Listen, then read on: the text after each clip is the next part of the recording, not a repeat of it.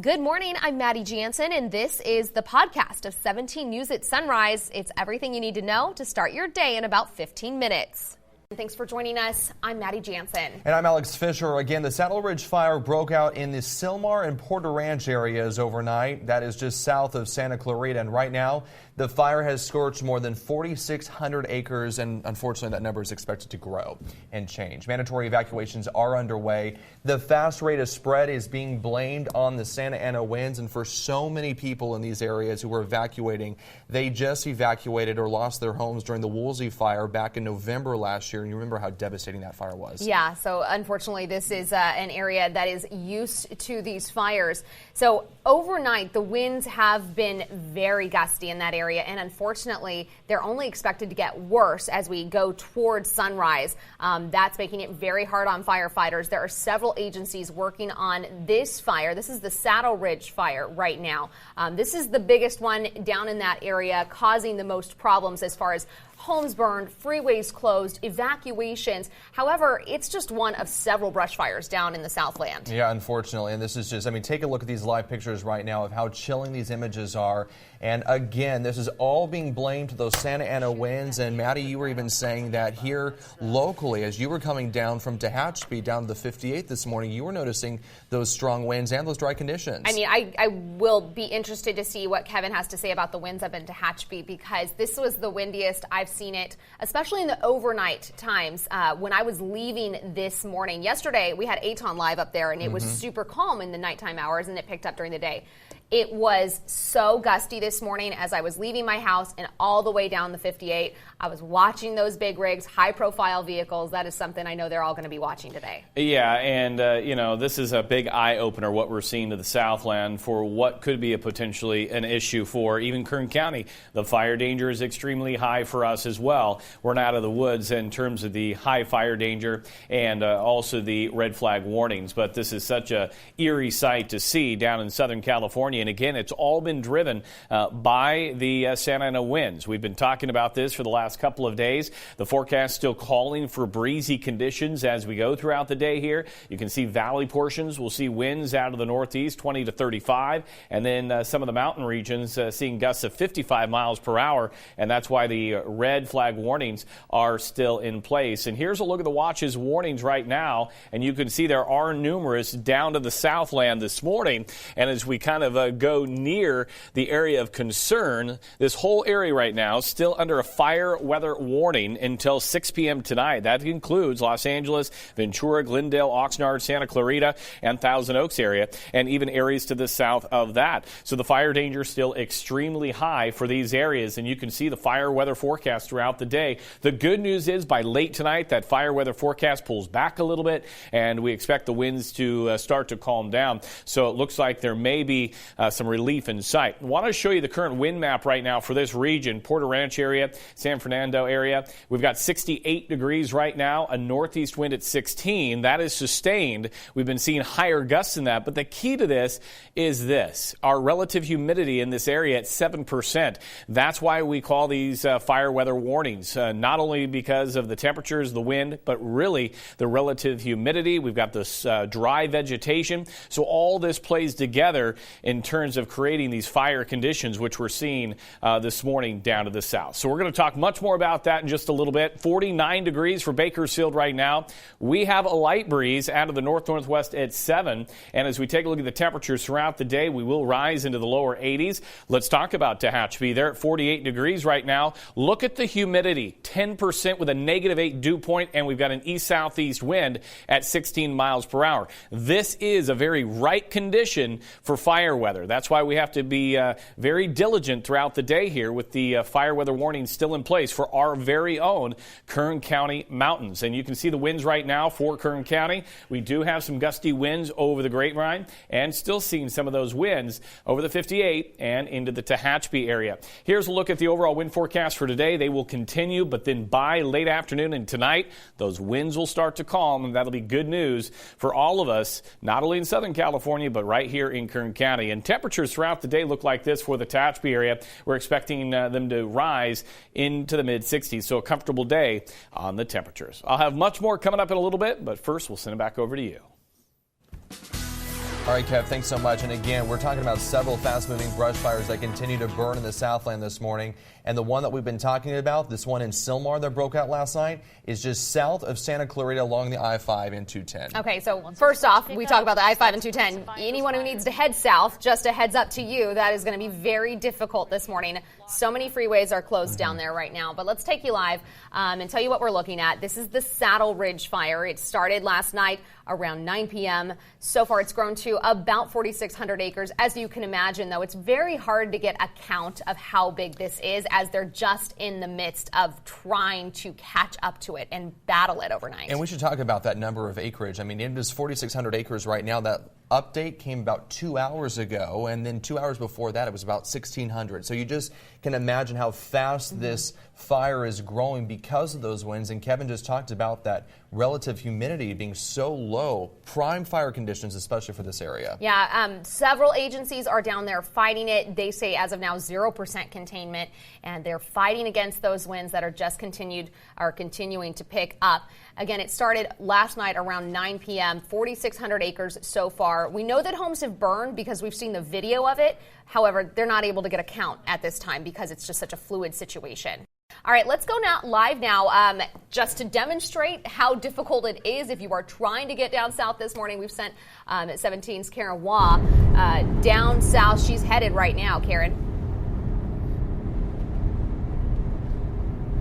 Yeah, good morning, Maddie, Alex, my photographer, Mickey, and I. We are currently in the car on the Grapevine on the way to the I-5. And while I must say on the Grapevine that there is no traffic right now, we can certainly feel the winds just teetering our car back and forth. Driving even just along this road without any traffic feels very precarious right now. And now CHP is confirming, though, the I-5 is shut down both northbound and southbound in both directions between 210 and the Calgrove in the Santa Clarita area. Like you mentioned, this Saddle Ridge fire broke out near Sylmar late last night, shortly before 10. Like you guys mentioned, the blaze already at 4,600 acres and is currently 0% contained, according to the LA Fire Department. I just got off the phone with them to confirm these most recent numbers. They have classified this as a major emergency, which is the highest classification there is for a fire emergency. And they also just told me that several homes have already been destroyed by the fire.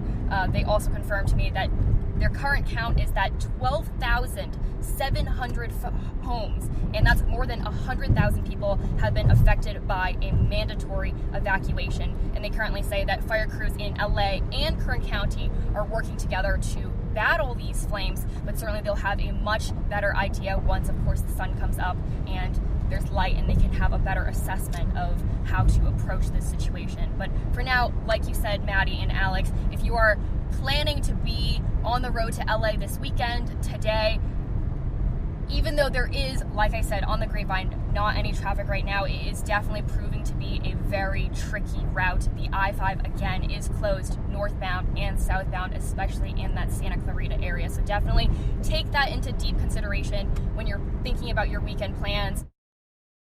Of course, we're watching the winds down in the Southland with those wildfires down there, but I'm very interested about our winds here locally as well because they were kicking into Tejon. Yeah, not so much in the valley. We saw just a light breeze yesterday, but that really hasn't been the concern in the valley. It's been the mountains because of the low humidity and the wind direction coming from the east, so we get that offshore wind, brings in very dry air, and that's really what the main concern is. And you can see what happens when we see these fire weather warnings. We need to take them serious because it doesn't take much to develop a fire like we're seeing down in the south. We're under that same risk into the Kern County area, and that's why we just need to be careful on what we do, what we throw out of our windows, stuff like that. It doesn't take much to start a fire, and so the red flag warning is still in place for us. We're going to get to that. We should also just talk really quick about this fire in Southern California. It developed overnight. Right. It's not like it was in the middle of the day. No, yeah, it was overnight. And in a way, kind of a good thing because that's when we start to see the winds kind of calm and the cooler temperature. So hopefully they can get an upper hand before the winds pick back up as we head into sunrise.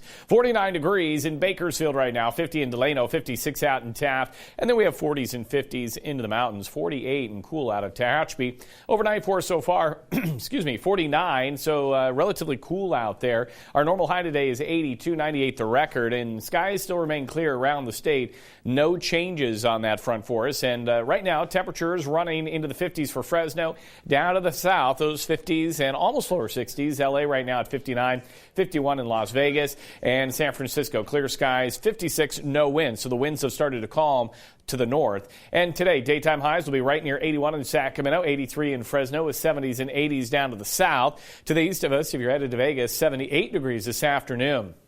What has been driving these winds? Well, yeah, that ridge of high pressure to the east of us, creating that offshore wind, the Santa Ynez to the south, and that is going to continue for most of the day before those winds really start to relax. We still have the wind advisory. If you remember yesterday, we thought we could cancel it out by 5.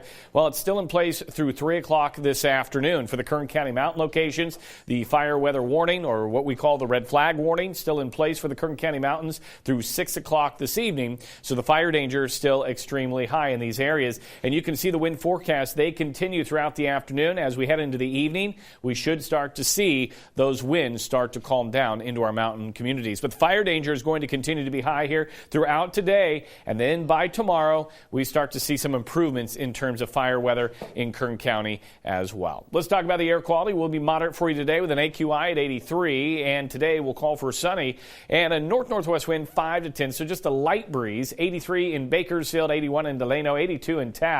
For the mountains in the Kern River Valley, we could see wind gusts right around 45 miles per hour. 65 in Frazier Park, 66 in Tehachapi, 70s into the Kern River Valley, 75 Lake Isabella, 74 in Wofford Heights, and then for the desert, sunny skies but still windy, a northeast wind 10 to 20, gust to 35, 71 in Mojave, and Ridgecrest at 75. Here's your extended forecast heading into the weekend. Tomorrow, 82, and we'll be in the 80s throughout the next 7 days pretty much. Overnight in the 50s. And then for the mountains, we're going to see the winds calm down tomorrow. We'll be looking at 69, back in the 70s by the end of the weekend into early next week. One thing to note here, some clouds may drift in by the end of the weekend as another trough approaches out of the north. And then it will be dry, though. And then for the Kern River Valley, we're looking at pretty much 70s through Monday, and then some lower 80s on the board Tuesday, Wednesday, Sunday, some cloud cover out that way as well. So the recent little trough to the north that was battling this ridge that kind of tightens the pressure gradients, creates a kind of a stronger offshore wind, that is lifted northeast. So that's why we will start to see a little bit of relief in the wind department as we go throughout the afternoon and evening, late afternoon and evening. We'll have to be on high alert for the rest of the day. Most definitely. Please. All right. Day 3 of unprecedented power shutoffs underway across California and Kern County this morning. One of the state's largest utilities, PG&E, has been proactively turning off power for customers because of high fire risk. Millions of customers are frustrated, wondering why a multi-million-dollar company feels its only option is to shut power off to prevent catastrophic wildfires. We did a little digging to figure out what leaders at the utility company might be thinking. This is all in order to mitigate wildfire risk in California. It may be hard for some people to remember this far back, but firestorms, state investigators say, were sparked by PG&E equipment and claimed dozens of lives since 2015. 2 people died when a tree PG&E failed to maintain hit one of its power lines and ignited the so-called Butte Fire near Sacramento in 2015. A similar situation sparked the so-called Redwood Valley Complex fire in 2017. That fire killed 9 people in Mendocino County.